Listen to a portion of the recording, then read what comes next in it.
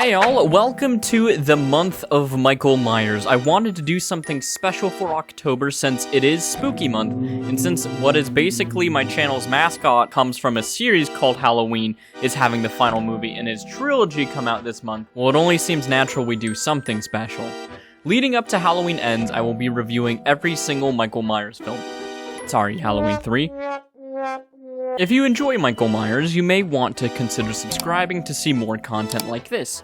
Now then, let's get into it. For this video, I'll be going over the first two Halloween films, and all the reviews after this will be talking about multiple films. Otherwise, I'm not sure I'd be able to review them all on time for ends. The original Halloween film. A movie the majority of the fan base considers the best Halloween film by far, and I am no different. It's so easy to see why this movie is so beloved by fans. The feeling of autumn in the air, the characters are all fun and charming in their own way, and of course the costumed boogeyman himself, the Shape. This movie is the Halloween film, and while it wasn't my first slasher ever, it was the first one that scared me. I'll never forget seeing Michael's mask for the first time breaking through the closet in a trailer. I was instantly terrified. While I was reluctant to watch the films, I really wanted to spend more time with my dad, so I put my big boy pants on and I watched it. Junior Stalky was fine for most of the film, but the final chase scene absolutely left a mark on me. To this day, I have yet to see a film that has a chase scene as tense as this one. Even today, it still has me tense up a bit, even though I've seen the film a dozen times. Are the characters a little corny at times? Sure, but it adds to the charm of the film. At least for me, it most certainly does. A real standout to me is, of course, Dr. Loomis, played by the late Donald Pleasance, who, by the way, was absolutely hammered the entire time he filmed. Fun fact. Loomis and really the entirety of the movie builds up to this thing not being human at all. Having Laurie, Nurse Marion, the sheriff denouncing the possibility of Myers being more than just a man in a mask, until the Shape shows time and time again that it is not human. Up until the final moment, the audience might not be so sure, watching it disappear right in front of Laurie's eyes without Laurie even blinking. Was it all Laurie's imagination? Yes, it must have been. It's impossible for a man to do that. But at the very end, we get firm confirmation. In the words of Laurie herself, it was the boogeyman, with the phenomenal shot back to Myers. Gone. Myers performing these magic tricks throughout the entirety of the film and having the audience just wondering at what point does its humanity end? If it's not human, what is it?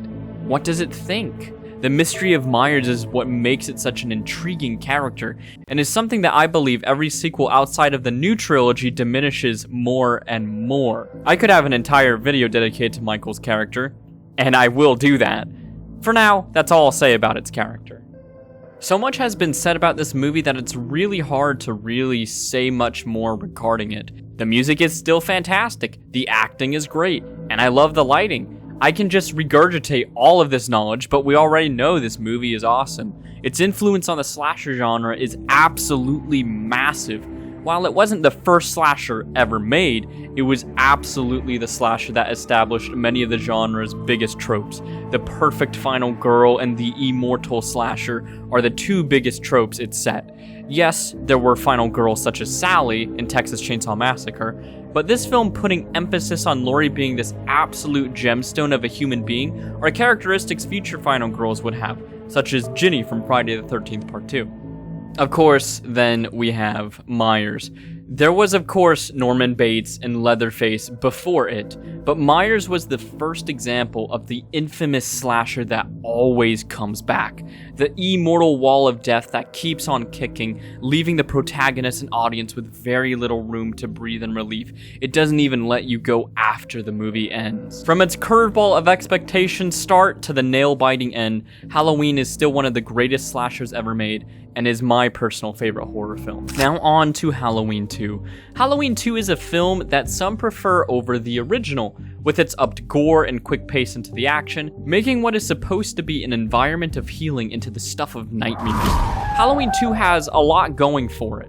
My favorite aspect of the film being that it takes place right after the original. It makes it feel like an extended ending to the original if you just want a little more of that tension. There's a lot to like about this film, but there are a few things that hold it back for me.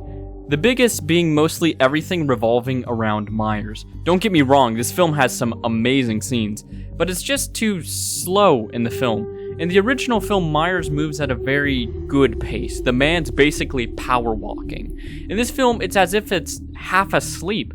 I've heard a theory saying the reason it moves so slow in this film is just because the only thing keeping it alive is the evil inside it. But if that were true, wouldn't it be moving this incredibly robotic when it gets stabbed in the stomach and neck? It doesn't add up for me. But it doesn't completely take me out of it. From what I have heard, this performance actually isn't Dick Warlock's fault. Dick Warlock was a little worried himself that his movements were a little too robotic, but when he confronted Deborah Hills about it, apparently she gave the A-OK and that it was completely fine. And then later when the movie came out, audiences and Deborah Hill herself came out with these criticisms of his robotic movement when he had asked Deborah if it was okay and she gave it the green light. So kind of messed up if that's true, not Dick's fault if that is the case.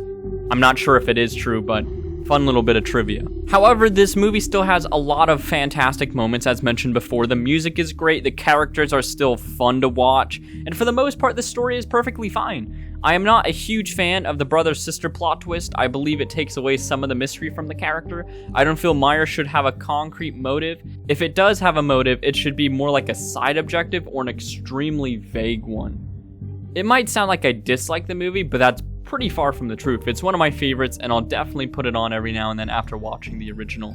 To top it off, it has a fantastic ending.